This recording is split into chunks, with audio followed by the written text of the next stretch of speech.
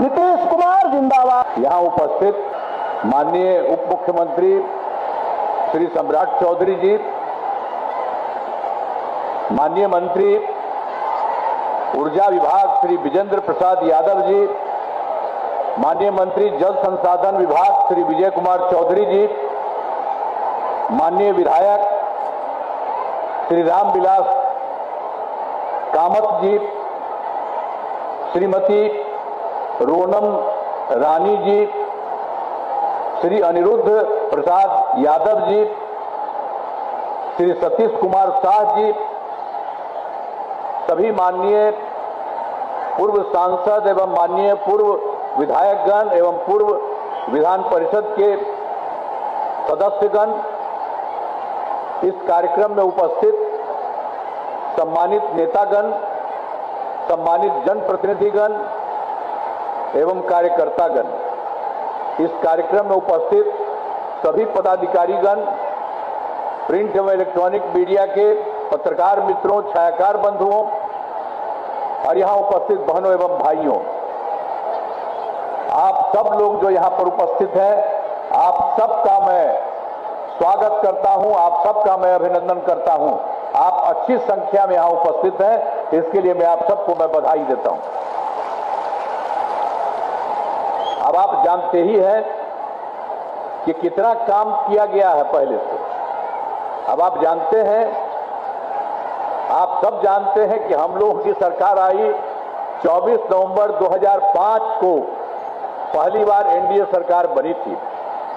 लेकिन आप जान लीजिए, उसके पहले जो सरकार थी तो हम लोगों ने तो बहुत काम किया है।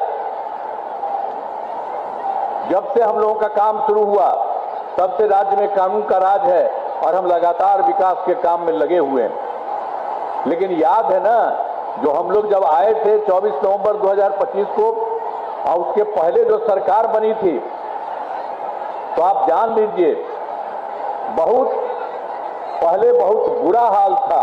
जो पहले की सरकार थी, लोग शाम के बाद घर से बाहर नहीं निकलते थे, शाम में ही घरे में रहते थे।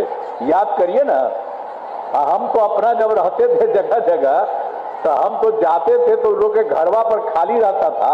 हम जहां भी जाते थे उन लोगों के घर में खेल करके हम जाते थे। लेकिन आप जान लीजिए, शाम में सबको बंद कर दिया था। लोग शाम के बाद घर से बाहर नहीं निकलते थे। समाज में कितना विवाद होता था, कितना हिंदू मुस्लिम झगड़ा होता था। पढ़ाई का क्या हाल था, बहुत कम बच्चे पढ़ते थे, बहुत कम पढ़ाई होती थी उन लोगों के टाइम में। अब पहले इलाज का पूरा इंतजाम नहीं था, सड़कें बहुत कम थी और जो थी उनका बुरा हाल था। अब बिजली बहुत कम जगह थी, ये पहले का था। और उसके बाद जब हम लोगों की सरकार बनी, हम लोगों ने यहाँ पर इतना ज्यादा सारा का सारा काम यहाँ पर पूरे तौर पर किया। अब जो कुछ भी हो रहा, शुरू से बिहार के विकास का काम हो रहा है। अब किसी प्रकार के डर एवं भय का वातावरण नहीं है। राज्य में प्रेम, भाईचारा एवं शांति का माहौल है। और आप जानते ही हैं कि पहले क्या स्थिति थी, पहले कितना हिंदू मुस्लिम झगड़ा होता था। पहले वाले में तो बहुत बुरा हाल था। तो हम लोग तो जब आए तो वर्ष 2006 से ही कब्रिस्तान की घेराबंदी शुरू की गई।